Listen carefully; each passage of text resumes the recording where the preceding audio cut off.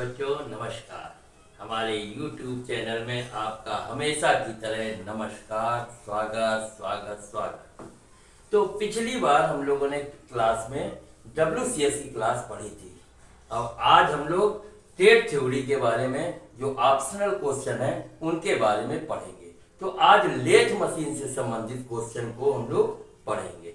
तो सबसे पहले लेथ मशीन के क्वेश्चन को करने से पहले उसके बारे में थोड़ी सी जानकारी भी होनी चाहिए।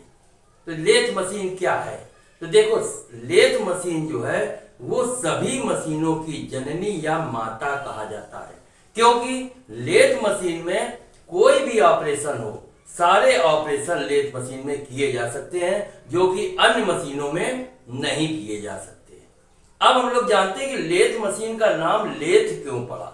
तो इसके बारे में थोड़ा सा पीछे चर्चा करते हैं कि पहले जॉब कैसे तैयार किए जाते थे। भाई, आज की तरह आधुनिक मशीनें पहले समय में नहीं हुआ करती थी। तब भी जॉब को गोल बनाया जाता था, चूड़ियां काटी जाती थी, तरह तरह की डिजाइनें बनाई जाती थी। तो वो कैसे बनती थी? तो उस समय क्या था, जुगाड़ का सिस्टम सबसे बढ़िया चलता था। तो कैसे बनता था? तो क्या होता था, जहां पेड़ होते थे आसपास, ठीक है ना, दो पेड़ आसपास होते थे, तो वहां पर जो नुकीली खूंटियां होती थी पेड़ों में, उस पे एक लट्ठे को लटका दिया जाता था। फिर क्या किया जाता था, फिर एक रस्से को लेकर और उस लट्ठे पे 3-4 बल लगा दिए जाते थे, अर्थात 3-4 फेरे जो हैं उस पर लपेट दिए जाते थे। और एक छोर जो है वो ऊपर जो लचीली डाली होती थी उस पर बांध दिया जाता था, और जबकि दूसरा सिरा मनुष्य जो है वो स्वयं लेकर खड़ा हो जाता था और वो उसको खींचता था, फिर रस्सी को छोड़ता था, फिर रस्सी खींचता था, फिर रस्सी छोड़ता था। तो इससे क्या होता था कि लट्ठा जो है वो घूमने लगता था, और फिर उसके बाद जो टूल बेस पे टूल को रखकर और खरादी या टर्निंग कर ली जाती थी, जॉब को गोल बना लिया जाता था। तो उस पेड़ के लट्ठे के नाम पर ही लेथ मशीन का नाम रखा गया। ठीक, ये एक जानकारी हुई कि लेथ मशीन का नाम लेथ क्यों पड़ा। अब फिर क्या हुआ, 1700 में भी पहले तो ये टर्निंग होने लगी, जॉब को गोल बनाने लगा। फिर 1700 में चूड़ी के बारे में भी चर्चा हुई और लेथ मशीन और उस पर लकड़ी के लट्ठे पर चूड़ियां भी डाली जाने लगी। फिर सही चूड़ी जो है वो 1800 में जो आपका हेनरी मॉडेस्ले जो वैज्ञानिक था, वो उसने सही चूड़ी का तरीका खोजा। और फिर 1850 में हेनरी मॉडेस्ले ने एक नई मशीन तैयार की जो कि फेस प्लेट से बनी हुई थी। तो वो मॉडेस्ले लेथ के नाम से जानी गई। तो उसी तरीके की लेथ मशीनें आज भी चलती हैं। तो ये था लेथ मशीन के बारे में कि लेथ मशीन का आविष्कार किसने किया। अब हम लोग कुछ ऑप्शनल क्वेश्चन दे रखे हैं, उसके बारे में पढ़ते हैं और फिर लेथ मशीन के बारे में चर्चा होती रहेगी। ठीक है, तो ये जानकारी हुई कि लेथ मशीन का नाम लेथ कैसे पड़ा और सबसे पहले इस लेथ मशीन को किसने बनाया। तो हेनरी मॉडेस्ले ने 1850 में 3 मीटर की एक फेस प्लेट के द्वारा लेथ मशीन को तैयार किया। ये छोटा सा एक इतिहास था। अब हम लोग लेथ मशीन से संबंधित कुछ ऑप्शनल क्वेश्चन हैं, उनको पढ़ते हैं। तो देखिए, पहला क्वेश्चन क्या है। पहला क्वेश्चन है कि लेथ पर गियर या पुली को पकड़ने के लिए क्या साधन प्रयुक्त होता है। फिर से क्वेश्चन सुन लीजिए। लेथ मशीन पर गियर या पुली को जब हम पकड़ते हैं तो उसके लिए कौन सा साधन प्रयुक्त माना जाता है। ऑप्शन है कि स्टेडी में पकड़ा जाता है, दूसरा ऑप्शन है कि एंगल प्लेट में पुली और गियर को पकड़कर हम टर्निंग या कोई ऑपरेशन कर लेते हैं, कि मैंडल में पकड़कर करते हैं, कि फोर्ज या चक्र में पकड़ के करते हैं। तो देखिए, गियर और या पुली को पकड़ने के लिए ही जिसमें ऑलरेडी पहले से बोर किए होते हैं तो उसको मैंडल में पकड़ा जाता है। ठीक है ना, क्लियर हो गया कि जो बोर पहले से ऑलरेडी बोर किए हुए जाब होते हैं, कोई भी, जैसे गियर है, पुली है या अन्य कोई चीज है जिसमें पहले से बोर है, तो उसको पकड़ने के लिए लेथ मशीन में क्या करते हैं, मैंडल का प्रयोग किया जाता है, मैंडल में पकड़ा जाता है। तो ये हो गया पहला आपका क्वेश्चन, किसमें पकड़ा जाता है, तो मैंडल में पकड़ा जाता है। इसके बाद नेक्स्ट क्वेश्चन करते हैं। अब सेकंड क्वेश्चन पूछ रहा है कि डेड सेंटर का पॉइंट एंगल कितना होता है।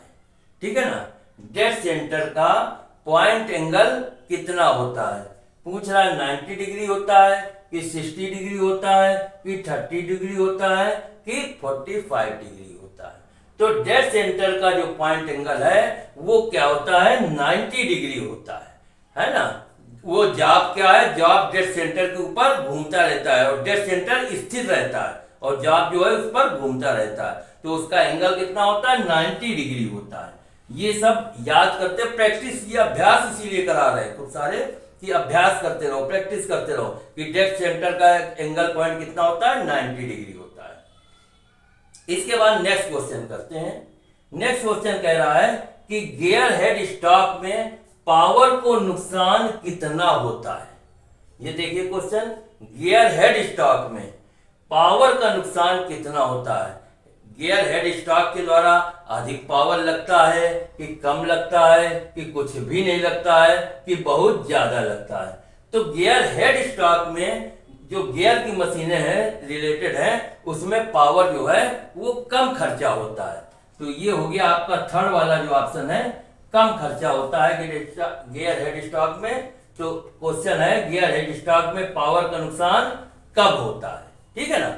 इसके बाद नेक्स्ट क्वेश्चन आता है कि लेथ बेड में कौन सा लोड सहन करता है। ये चीज भी बहुत इंपॉर्टेंट है कि लेथ की मशीन की जो बेड होती है उस पे कौन सा लोड होता है। ठीक है ना। तो आपको मालूम होना चाहिए, ऑप्शन है टेंसाइल लोड होता है कि चाल लोड होता है कि गति का लोड होता है कि स्ट्रेंथ का लोड होता है। तो आपको मालूम होना चाहिए जो लेड बेड होती, लेथ में जो बेड होती है उसमें जो लोड होता है वो टेंसाइल लोड डाला जाता है। कितना लोड डाला जाता है, टेंसाइल जो लोड होता है वो बेड में डाला जाता है। इसके बाद नेक्स्ट क्वेश्चन आता है लाइव सेंटर जॉब के साथ क्या क्रिया करता है। लाइव सेंटर जॉब के साथ क्या क्रिया करता है, स्थिर रहता है कि घूमता है कि चलता है कि उपरोक्त में कोई नहीं। तो लाइव सेंटर जो है वो जॉब के साथ साथ घूमता रहता है। हमने बताया जिसे डेड सेंटर के बारे में चर्चा भी हुई कि डेड सेंटर क्या करता है, वो सिर्फ स्थिर रहता है, उसका पॉइंट जो है वो जॉब में लगा होता है और जॉब उसी पर मूव करता है, लेकिन डेड सेंटर स्थिर रहता है। अब हम लोग पढ़ रहे हैं कि लाइव सेंटर क्या करता है, जॉब में कौन सी क्रिया करता है। तो लाइव सेंटर जो होता है वो जॉब के साथ साथ वो भी मूव करता है, वो भी घूमता है। तो ये आ गया आंसर आपका सेकंड वाला, ये घूमता है, माने लाइव सेंटर जॉब के साथ साथ घूमता है। कौन सी क्रिया करता है, घूमता है, मूवमेंट करता है वो भी। इसके बाद नेक्स्ट क्वेश्चन है लास्ट कि किसी छड़ को पकड़ने के लिए कौन सी युक्ति प्रयोग की जाती है। किसी छड़ को या रॉड पकड़ने के लिए हमें कौन सी युक्ति प्रयोग करनी चाहिए। 3 चक में हमें रॉड को पकड़ना चाहिए कि 4 चक में रॉड को पकड़ना चाहिए कि कॉलेट चक में कि उपरोक्त में से कोई नहीं। तो हमें क्या करना चाहिए, कॉलेट चक में जो रॉड है, छोटी अगर रॉड है, रॉड में हमें ऑपरेशन करना है तो जल्दी पकड़ने के लिए कि हमें मास प्रोडक्शन करना है तो कॉलेट में पकड़कर हम इसको छड़ को काटते रहे, मतलब टर्निंग करते रहे या फेसिंग करते रहे, जो भी ऑपरेशन है पकड़ने के लिए सबसे आसान और जल्दी का तरीका है कॉलेट चक। तो कॉलेट चक में पकड़कर हमें किसी कोई ऑपरेशन करना चाहिए लेथ मशीन में। ठीक है, तो ये कुछ क्वेश्चन हुए। अब इसके बाद अगले क्वेश्चन हम लोग फिर पढ़ते हैं। अब हम लोग इसके बाद नेक्स्ट क्वेश्चन क्या है कि लेथ की लीड स्क्रू में कौन सी चूड़ी कटी होती है। लेथ की लीड स्क्रू नीचे होती है जो चूड़ियां काटने के काम आती है।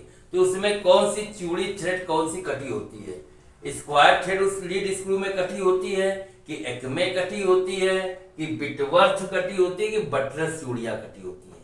तो लीड स्क्रू जो है लेथ मशीन का जिसके द्वारा हम चूड़ी को काटते हैं उसमें एक्मे चूड़ियां कटी होती है। ये बिल्कुल अच्छी तरीके से याद रखना क्योंकि ये सब इंपॉर्टेंट चीजें हैं कि लेथ की लीड स्क्रू में कौन सी थ्रेड कटी होती है, तो एक्मी चूड़ियां कटी होती हैं, जो कि कितने डिग्री पे होती है, 29, जो कि 29 डिग्री पे होती है।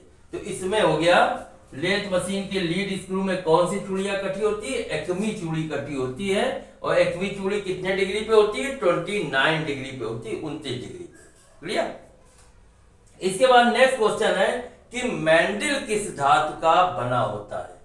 ये ऑप्शन है कि कास्ट स्टील का, कि हाई स्पीड स्टील का, माइल्ड स्टील का, कि कास्ट आयरन का। तो आपको मालूम होना चाहिए जो मैंडल होते हैं वो बहुत हार्ड बनाए जाते हैं, अर्थात कास्ट स्टील के वो बने होते हैं।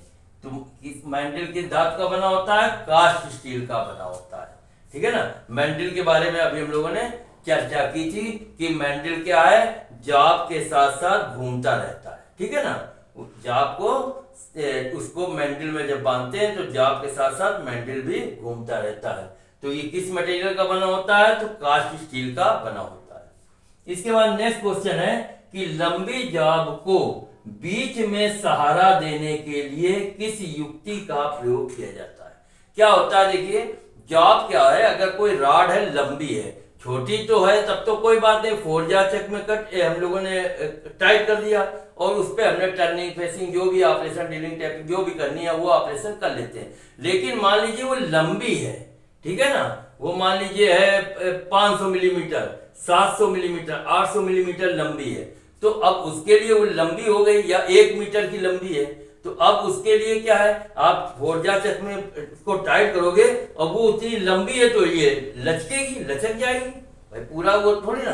तो उसके लिए आ रहा है कि लंबी अगर कोई रॉड है तो उसमें बीच में सहारा देने के लिए किस युक्ति का प्रयोग किया जाता है। ऑप्शन है कि स्पैंडल का प्रयोग करते हो, दूसरा ऑप्शन दे रखा है कि कैरिज का उपयोग करते हो, तीसरा है कि टेलस्टॉक लगाते हो, कि चौथा है स्टडी रेस्ट।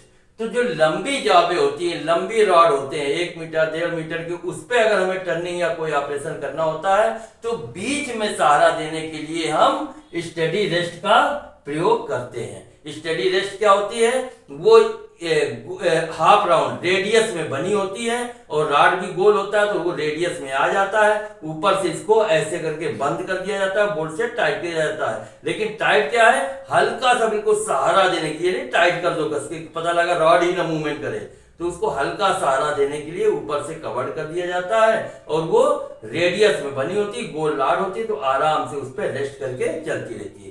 तो लंबी जॉबों को सहारा देने के लिए स्टेडी रेस्ट का प्रयोग किया जाता है। ये चीजें याद रखना है ना, क्योंकि जो लंबी होती है वो तो बीच में लचकेंगी, है ना, किनारे लचकेंगी, तो किनारा तो टेलस्टॉक में हम सहारा दे सकते हैं, लेकिन क्वेश्चन है कि बीच में सहारा देने के लिए तो बीच में स्टेडी रेस्ट को हम लगाते हैं। ठीक। इसके बाद नेक्स्ट क्वेश्चन है कि हाई स्पीड टर्निंग के लिए किस प्रकार का टूल प्रयोग करते हैं। जो मशीन जब हम चलाते हैं तो हाई स्पीड में चलाएं, तो उसके लिए क्योंकि और कोई टूल होंगे, जो हल्के टूल होंगे वो क्या होंगे, तुरंत जल जाएंगे। जहां हाई स्पीड में चल रही है तो वो तुरंत आग फेंक देंगे, जल जाएंगे और टूल ब्लंट हो जाएंगे। तो कह रहा है हाई स्पीड स्टील, अगर हाई स्पीड में अगर हमें मशीन को चलाना है, टर्निंग मशीन, तो उसके लिए टूल कौन सा उपयोग करेंगे। ऑप्शन दे रखा है स्टेलाइट का, दूसरा ऑप्शन दे रखा है माइल्ड स्टील का, तीसरा टूल स्टील का, चौथा स्टेनलेस स्टील। तो देखिए हाई स्पीड टर्निंग के लिए हम स्टेलाइट के जो टूल बने होते हैं उनका प्रयोग करते हैं। तो हाई स्पीड टर्निंग के लिए स्टेलाइट का जो टूल बना होगा उसको हम प्रयोग करेंगे, तो वो जल्दी ब्लंट नहीं होते और जल्दी जलते नहीं है। ठीक। इसके बाद नेक्स्ट क्वेश्चन है कि कौन से चक्र के द्वारा पकड़ने से जॉब स्वतः अलाइन हो जाता है। ठीक है ना, अर्थात किस चक्र में हम पकड़ें कि जॉब अपने आप सीधा हो जाए, है ना, उसको हमें सीधा करना या राइट बांधना की आवश्यकता ना पड़े, वो अपने आप राइट हो जाए। कैसे, अब इसमें ऑप्शन दे रखा है कि फोर्जा चक्र में अगर हम जॉब को पकड़ लें तो अपने आप राइट हो जाता है, कि मैग्नेटिक चक्र में पकड़ लें तो सेंटर हो जाएगा, कि थ्रीजा चक्र में पकड़ लें कि तो सेंटर में घूमने लगेगा, कि उपरोक्त में कोई नहीं। तो देखिए जब हम लेथ मशीन के चक्र में जाप को सही अलाइन, सीधा अलाइन हो जाए, ऐसे के लिए हम 3 जा चक का प्रयोग करते हैं। 4 जा चक में क्या आता है? 4 जा चक में जाप तो बहुत परिशुद्ध बनता है, एक्यूरेट बनता है, लेकिन क्या है उसमें जाप को हमें सीधा करना पड़ता है, अर्थात जाप को सेंटर में लाने के लिए हमको मार्किंग ब्लॉक या डायल या अन्य चीजों का प्रयोग करके ही हम उसको सेंटर में बांध सकते हैं, सीधा अलाइन कर सकते हैं। लेकिन जब हमें मास प्रोडक्शन करना होता है, क्योंकि उसमें समय बहुत लगता है, 4 जा चक में बहुत समय लगता है, तो जहां मास प्रोडक्शन होता है कि फटाफट बस जाप को निकालो बांधो, निकालो बांधो, तो क्या है 3 जा चक का प्रयोग करते हैं। 3 जा चक में क्या होता है, एक ही चक्की से द्वारा एक को हम टाइट करते हैं जास को, तो तीनों जास साथ साथ चलते हैं और तीनों जास साथ साथ खुलते हैं। और जबकि 4 जा चक में अगर हम यही प्रयोग करेंगे तो हर एक जास का एक एक खुलेगा। ऊपर जास खोलेंगे तो एक जास खुलेगा, दूसरा में करेंगे तो दूसरा जास खुलेगा, तीसरे में खोलेंगे तो तीसरा खुलेगा, चौथा खोलेंगे चौथा होगा, और इसी प्रकार टाइट चारों में अलग अलग सबके होंगे, तो उसमें बहुत समय लगता है। और 3 जा में एक साथ तीनों जबड़े चलते हैं और तीनों जबड़े बंद होते हैं, तो 3 जा चक में तुरंत अलाइन हो जाता है। मास प्रोडक्शन के लिए 3 जा चक का प्रयोग किया जाता है। इसके बाद आता है लास्ट क्वेश्चन है हमारा कि लेथ में जाप को किस साधन से पकड़ा जाता है। ये लास्ट क्वेश्चन है कि लेथ में जाप को किस साधन से पकड़ा जाता है। जा चक के में पकड़ते हो कि लाइव सेंटर में पकड़ते हो कि कैरिज में पकड़ते हो कि उपरोक्त में कोई भी नहीं। तो लेथ में जाब को पकड़ने के लिए किस साधन का प्रयोग किया जाता है, तो जा चक होते हैं ना, चाहे वो 4 जा हो चाहे 3 जा हो, जो जास होते हैं जा चक होते हैं, उसी पे जाब को पकड़ा जाता है। तो ये हमारा हो गया जा चक। अब इसके बाद और बहुत से हम लोग क्वेश्चन करते हैं। अब इसके बाद नेक्स्ट क्वेश्चन क्या है, सेंटर ड्रिल का दूसरा नाम क्या है। सेंटर ड्रिल का दूसरा नाम बताना है। ऑप्शन है कटिंग टूल है सेंटर ड्रिल का नाम, कि फेसिंग टूल है, कि कॉम्बिनेशन टूल है, कि टूल हेड है।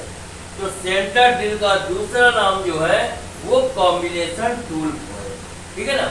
कॉम्बिनेशन टूल को ही सेंटर ड्रिल भी कहते हैं, कॉम्बिनेशन टूल है। नेक्स्ट क्वेश्चन है कि फेसिंग टूल का प्रयोग कौन सी क्रिया के लिए भी करते हैं। फेसिंग टूल के लिए हमें मालूम है कि टूल हम फेस तो करते ही हैं, फेसिंग ऑपरेशन करते हैं, उसके साथ साथ हम टर्निंग ऑपरेशन भी फेसिंग टूल के द्वारा कर सकते हैं। तो क्या है ऑप्शन था टर्निंग, वी कटिंग, नर्लिंग और थ्रेडिंग। तो क्या है फेसिंग टूल का प्रयोग हम टर्निंग में भी करते हैं, फेसिंग के साथ साथ टर्निंग में भी इसका उपयोग करते हैं। इसके बाद नेक्स्ट क्वेश्चन है कि लेथ बेड की स्लाइडिंग सतह कैसे बनाई जाती है। लेथ मशीन की जो बेड होती है ना, वो बेड कह रहा है, उसकी सतह जो तैयार की जाती है वो कैसे तैयार की जाती है। पहला ऑप्शन है रफिंग, दूसरा है जिगजैग, तीसरा है फाइन और चौथा है स्क्रैप। तो लेथ बेड जो है वो बहुत इंपॉर्टेंट होती है, बहुत परिशुद्ध बनाई जाती है ना, क्योंकि बेड के ऊपर ही तुम्हारा जो है कैरिज वगैरह चलता है, कैरिज के ऊपर जो टूल पोस्ट होता है वो भी चलता है। अगर तुम्हारी बेड टेपर होगी तो तुम्हारा जब टूल ही टेपर चलेगा तो जॉब तो टेपर बनेगा ही, तो वो बहुत परिशुद्ध बनाया जाता है। तो कह रहा कैसे बनाया जाता है, रफिंग के द्वारा, जिगजैग के द्वारा, कि फाइन के द्वारा, स्क्रैप के द्वारा।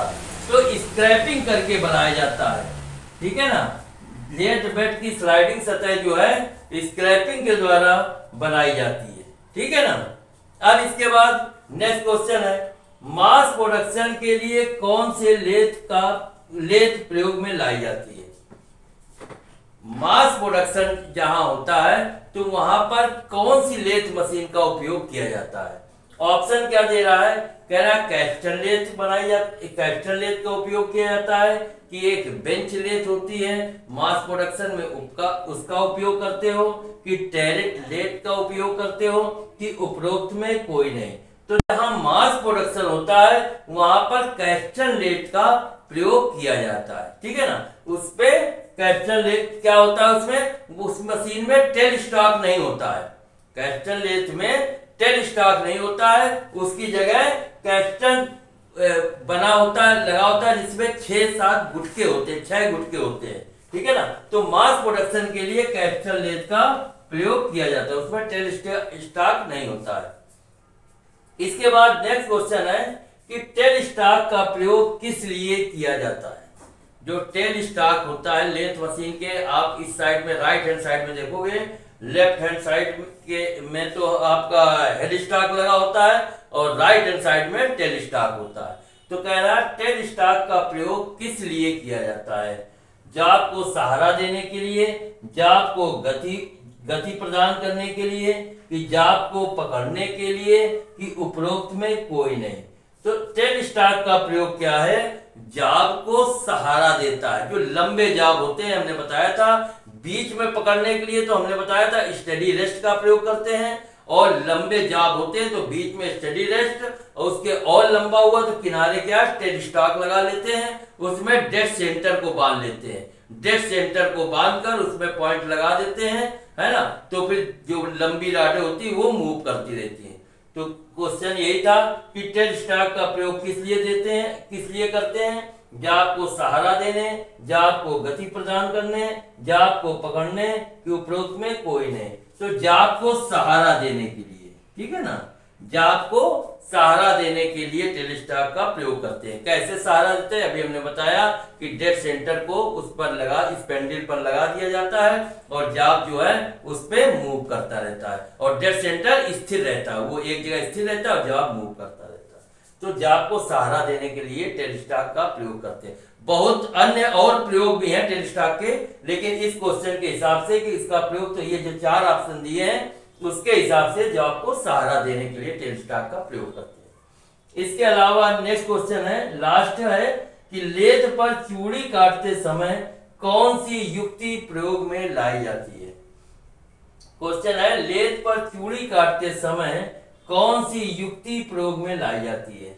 जाचक का प्रयोग करते हो चूड़ी काटते समय, कि फेसिंग टूल का प्रयोग किया जाता है, कि मैंडल का प्रयोग किया जाता है, कि चेजर का।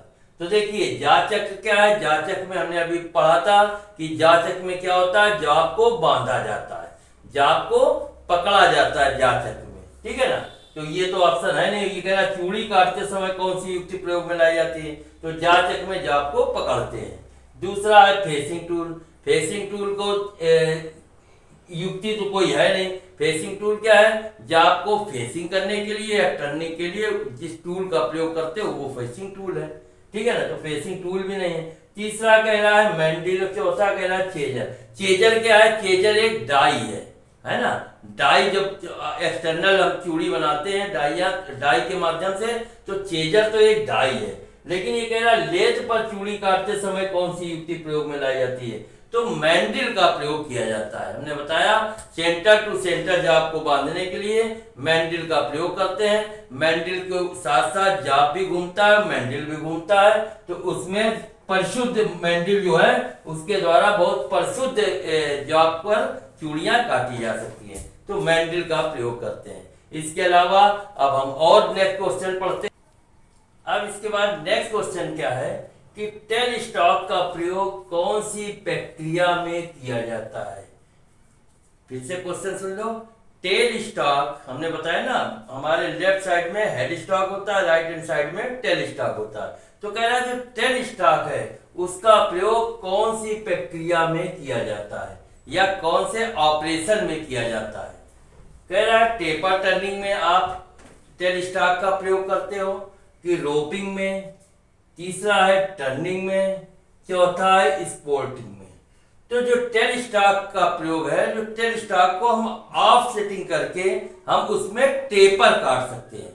टेल स्टॉक के द्वारा ऑफ सेट करके हम उस पर टेपर जो अगर काटना होगा ऑफ सेटिंग करके उसकी टेपर टर्निंग हम कर सकते हैं, टेपर काट सकते हैं। तो यही कह रहा है कि टेपर टर्निंग में, है ना, पहला क्या है टेल स्टॉक का प्रयोग कैसे करते हो, टेल स्टॉक का प्रयोग हम ऑफ सेटिंग करके उसके जॉब पर टेपर टर्निंग करने के लिए प्रयोग में लाते हैं। नेक्स्ट क्या है, उसके अलावा टेल स्टॉक से बहुत चीजें होती है, थ्रेड चूड़ियां भी बन सकती हैं, टेपर टर्निंग भी हो सकती है, डीलिंग वगैरह तो सब करते ही करते हैं, है ना, बहुत सारे ऑपरेशन टेल स्टॉक में। लेकिन इसके हिसाब से क्वेश्चन है कि टेल स्टॉक का प्रयोग कौन सी प्रक्रिया में किया जाता है। ऑप्शन है taper turning, roping, turning, sporting. तो इसके हिसाब से टेपर टर्निंग ऑफसेटिंग करके, और टेपर जब आपको टेपर टर्निंग करनी हो तो हम कर सकते हैं। इसके अलावा नेक्स्ट क्वेश्चन है कि थ्री जाचक के अंदर कौन सी चूड़ी या थ्रेड कटी होती है। जो थ्री जाचक होता है, हमने बताया 4 जाचक, 3 जाचक, तो 3 जाचक जो होता है उसमें उसके अंदर जो है वो चूड़ियां कौन सी कटी होती है, थ्रेड कौन सी होती है, ये भी इंपॉर्टेंट क्वेश्चन है। तो क्या है, एक्मे चूड़ी कटी होती है, कि स्क्रॉल चूड़ी कटी होती है, कि बीए चूड़ी कटी होती है, कि स्क्वायर चूड़ी कटी होती है। तो देखो त्रिजाचक के अंदर स्क्रॉल थ्रेड कटी होती है, स्क्रॉल थ्रेड या स्क्रॉल चूड़ियां कटी होती हैं त्रिजाचक में, ठीक है ना। तो ये आप लोग इसको अच्छी तरह रट लो कि त्रिजाचक के अंदर कौन सी थ्रेड कटी होती है, स्क्रॉल चूड़ी कटी होती है। इसके बाद नेक्स्ट क्वेश्चन है कि टेल स्टॉक के स्पेंडल में कौन सा टेपर पाया जाता है। टेल स्टॉक के स्पेंडल में कौन सा टेपर पाया जाता है। ऑप्शन है कि मोर्स टेपर उसमें कटा होता है, कि जार्नो टेपर कटा होता है, कि ब्राउन एंड शार्प टेपर कटा होता है, कि कह रहा उपरोक्त में कोई नहीं। तो टेल स्टॉक के स्पेंडल में हमने बताया चाहे ड्रिल मशीन के स्पेंडल हो या आपका टेल स्टॉक का स्पेंडल हो, इन सब में कौन सा टेपर होता है, मोर्स टेपर कटा होता है, ठीक है ना। ड्रिल मशीन के स्पेंडल में भी मोर्स टेपर होता है, और टेल स्टॉक जो लेथ मशीन का टेल स्टॉक होता है उसमें भी कौन सा टेपर कटा होता है, मोर्स टेपर कटा होता है। तो ये आपका पहला ऑप्शन है, टेल स्टॉक पे कौन सा टेपर होता है, मोर्स टेपर कटा होता है। इसके अलावा नेक्स्ट क्वेश्चन है ओब्लिक्यू कटिंग का प्रयोग किस लिए किया जाता है, ठीक है ना। ओब्लिक्यू कटिंग जो होती है उसके द्वारा कौन सा कटिंग का प्रयोग किस लिए किया जाता है, ओब्लिक्यू कटिंग का प्रयोग किस लिए किया जाता है। कह रहा है कास्ट आयरन के लिए करते हो, कि एल्युमिनियम के लिए करते हो, कि हाई कार्बन स्टील के लिए, कि माइल्ड स्टील। तो देखो ओब्लिक्यू कटिंग जो होती है वो माइल्ड स्टील में की जाती है, तो इसका ऑप्शन क्या है, माइल्ड स्टील। किस लिए किया जाता है, माइल्ड स्टील के लिए किया जाता है। इसके बाद नेक्स्ट क्वेश्चन है कि किस धातु की टर्निंग में लंबे लंबे चिप्स बनते हैं, है ना। जब हम लेथ मशीन में किसी धातु को काटते हैं तो कह रहा है खूब लंबे लंबे लच्छे वाले हमें चिप्स चाहिए, तो कौन सा ऐसा मटेरियल होता है जिसमें लंबे लंबे चिप्स निकलते हैं। ऑप्शन दे रखा है कि कास्ट आयरन में, ऑप्शन दे रखा है कास्ट आयरन में, कि निकल में, कि ब्रॉस में, कि माइल्ड स्टील में। कास्ट आयरन तो आपको मालूम है, जब कास्ट आयरन कटिंग करोगे तो वो क्या होता है, भूसे की तरह कटता है बिल्कुल, है ना। तो इसमें छोटे छोटे बुरादा कटेंगे, वहां चिप्स कहाँ बनेगा, वो तो बुरादा ऐसा निकलता रहेगा। दूसरा कह रहा है निकल, नहीं निकल में भी नहीं इतने लंबे, वो भी छोटे छोटे टुकड़े कटेंगे। ब्रास, पीतल में भी छोटे छोटे टुकड़े बुरादा ऐसा निकलता रहेगा, ब्रास का भी। माइल्ड स्टील जो है, माइल्ड स्टील में अगर माइल्ड स्टील को हम काटेंगे तो उसमें क्या होता है, लंबे लंबे लच्छे बनते रहते हैं। तो है किस धातु की टर्निंग में लंबे लंबे चिप्स बनते हैं, तो माइल्ड स्टील एक ऐसा जाब है जिसके द्वारा अगर उसको हम कटिंग करेंगे तो लंबे लंबे लच्छे बन जाते हैं। इसके बाद लास्ट क्वेश्चन है कि गैप बेड किसके साथ बोल्ट के द्वारा फिट होता है।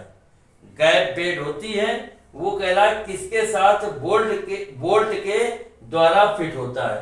तो मुख्य बेड के अंतर्गत मतलब बोल्ट के द्वारा कसा होता है, कि टेल स्टॉक के द्वारा कसा होता है, कि स्पेंडल के साथ में फिट होता है, कि कटिंग टूल के साथ फिट होता है। तो गैप बेड किसके साथ, बोल्ट के द्वारा फिट होता है। तो मुख्य बेड जो होती है, मुख्य बेड जो होती है आगे की ओर, उसी के साथ बोल्ट के द्वारा ये फिट किया होता है, तो मुख्य बेड हो गया। तो ये हो गए आपके कुछ क्वेश्चन। इसके बाद अगले क्वेश्चन हम लोग फिर से करते हैं। अब इसके बाद नेक्स्ट क्वेश्चन क्या है कि फार्म टूल में टॉप रैक का कोण कौन सा रखा जाता है? फार्म टूल मालूम है क्या होते हैं? जो जैसा मतलब आपकी आकृति है उसी आकृति के अनुसार टूल जो बनाया जाता है वो फार्म टूल होते हैं, ठीक है ना। तो कह रहा है फार्म टूल में जो टॉप रैक का कोण होता है वो कौन सा रखा जाता है? पॉजिटिव रैक एंगल रखा जाता है कि निगेटिव रैक एंगल होता है कि शून्य रैक एंगल होता है कि इनमें से कोई नहीं? तो फार्म टूल में टॉप जो रैक का कोण होता है वो हमेशा निगेटिव रैक एंगल में रखा जाता है, निगेटिव रैक एंगल में रखा जाता है फार्म टूल में, ठीक है ना। इसके बाद नेक्स्ट क्वेश्चन है कि कौन से चक का प्रयोग अनियमित जाब को पकड़ने के लिए किया जाता है? अनियमित माने अनसर्टेन, जो उबड़ खाबड़ ऊंचा नीचा हो, उसको पकड़ने के लिए कौन से चक का प्रयोग किया जाता है? कह रहा थ्री-जा चक में वो जाब पकड़ में आसानी होती है कि फोर-जा में कि टेल स्टॉक में पकड़ा जाता है कि हेड स्टॉक में? हेड स्टॉक और टेल स्टॉक कि फोर-जा चक कि थ्री-जा चक? तो देखो जो अनियमित होते हैं जाब, या कहीं ऊंचे कहीं नीचे, कहीं इधर लंबा ज्यादा छोटा कम, तो इस तरीके जो जाब होते हैं वो फोर-जा चक में पकड़े जाते हैं। क्योंकि हमने बताया कि थ्री-जा चक में क्या होता है, वो एक की को हम खोलते हैं तो तीनों जास खुलते हैं और तीनों साथ बंद होते हैं। तो उसमें क्या है, मान लो जरा सा हिस्सा ऊंचा है, बाकी थोड़ा नीचे, तो वो जरा सा बस वो जो ऊपर का टॉप का होगा बस वही पकड़ेगा, बाकी तो सब फ्री रहेगा, जाब गिर जाएगा। फोर-जा चक ऐसा है कि उसमें चारों जास अलग अलग खुलते हैं, तो उसमें हम लोग फिट कर सकते हैं। जो ऊंचा है उसको ऊंचे वाले जाब में लगाया, नीचे वाला नीचा जाब पकड़ लिया, तो वो चारों अलग अलग पकड़ते हैं। तो जो अनसर्टेन जॉब होते हैं उनको पकड़ने के लिए फोर-जा चक का प्रयोग किया जाता है। इसके बाद नेक्स्ट है कि कौन से ऑपरेशन को करते समय कैरिज को लॉक कर लेना चाहिए, ठीक है ना। कौन से ऑपरेशन अगर हम कर रहे हैं लेथ मशीन में, कौन सा ऐसा ऑपरेशन है कि उसको करते समय जो आपका कैरिज है उसको लॉक कर लेना चाहिए? ऑप्शन है कि ट्रूइंग करते समय, ट्रूइंग माने जाब को राइट जब करते हैं, है ना, जाब को सेंटर में बांधते हैं तो उसको ट्रूइंग कहते हैं। कि जाब को जब सेंटर बांधते हैं अर्थात ट्रूइंग करते समय कैरिज को लॉक करना चाहिए। कि ड्रिलिंग ऑपरेशन जब कर रहे हो तो कैरिज को लॉक कर लेना चाहिए। कि फेसिंग ऑपरेशन कर रहे हो तो कैरिज को लॉक कर लेना चाहिए। कि उपरोक्त में कोई नहीं। तो देखो जब हम फेसिंग ऑपरेशन करते हैं तो फेसिंग ऑपरेशन करते समय, फेसिंग का मतलब क्या हो गया, जॉब की जो लेंथ होती है उसको कम करना। फेसिंग माने जॉब की लेंथ को कम करना, तो जॉब की लेंथ को काटना। तो जब हम फेसिंग ऑपरेशन करते हैं तो हम कैरिज को लॉक कर लेते हैं कि कैरिज आगे ना बढ़ जाए। तो कैरिज को लॉक करके और फिर क्रॉस फीड के द्वारा हम उसकी फेसिंग करते हैं, क्रॉस राइट चलाते हुए और उसकी फेसिंग करते हैं। तो कौन से ऑपरेशन करते समय कैरिज को लॉक कर लेना चाहिए? फेसिंग ऑपरेशन करते समय कैरिज को लॉक कर लेना चाहिए। इसके बाद नेक्स्ट क्वेश्चन है कि लेथ का बेड जो है वो किस धातु का बना होता है? लेथ मशीन में सबसे इंपॉर्टेंट पार्ट जो होता है वो बेड ही होता है। तो कह रहा है वो बेड जो है वो मटेरियल किस मटेरियल का बना होता है? एससी स्टील का बना होता है कि कास्ट आयरन का बना होता है, माइल्ड स्टील का बना होता है कि निकल स्टील का बना होता है? तो लेथ का बेड जो होता है वो कास्ट आयरन का बना होता है, ठीक है ना। तो कास्ट आयरन माने सेकेंड ऑप्शन जो है ये आपका सही है, कास्ट आयरन का बना होता है। इसके बाद नेक्स्ट क्वेश्चन है कि लेथ के किस भाग में ड्रिल को पकड़ा जाता है? लेथ के किस भाग में ड्रिल को पकड़ा जाता है? कह रहा है हेड स्टॉक में आप ड्रिल पकड़ते हो कि टेल स्टॉक में ड्रिल को पकड़ते हो कि टूल पोस्ट में पकड़कर ड्रिलिंग करते हो कि स्टेडी रेस्ट में पकड़ते हो? तो लेथ के किस भाग में ड्रिल को पकड़ा जाता है? तो हम लोगों ने पढ़ा है कि टेल स्टॉक जो है हमारे राइट हैंड साइड में जो लगा होता है उस टेल स्टॉक, जब भी अभी हम लोगों ने स्पेंडिल पढ़ा था कि टेल स्टॉक के स्पेंडिल में कौन सा टेपर कटा होता है, तो हम लोगों ने पढ़ा था मोर्स टेपर कटा होता है। तो उसी जो टेल स्टॉक के स्पेंडिल में ही ड्रिल को लगाकर हम लोग लेथ मशीन में ड्रिलिंग ऑपरेशन करते हैं। तो ड्रिल को किस में पकड़ते हैं, टेल स्टॉक में पकड़ के और ड्रिलिंग ऑपरेशन करते हैं। इसके बाद लास्ट क्वेश्चन है, क्या है कि कौन पुली हेड स्टॉक में बुल गियर मेन स्पेंडल में किसके द्वारा फिट रहता है। फिर से सुन लो, ये लास्ट क्वेश्चन है, क्या है, कौन पुली हेड स्टॉक में बुल गियर मेन स्पेंडल में किसके द्वारा फिट रहता है। की में फिट रहता है, कि स्टॉक में फिट रहता है, कि क्लैंप में फिट रहता है, कि वाइस में। तो कौन पुली हेड स्टॉक में बुल गियर जो है वो मेन स्पेंडल के की में फिट रहता है, अर्थात ये पहला वाला जो ऑप्शन है वो सही है। इसके बाद थोड़े क्वेश्चन और 5-6 कर लेते हैं, फिर हम फिनिश करते हैं। अब देखिए ये नेक्स्ट क्वेश्चन क्या कह रहा है कि साइड कटिंग टूल का प्रयोग किस लिए किया जाता है।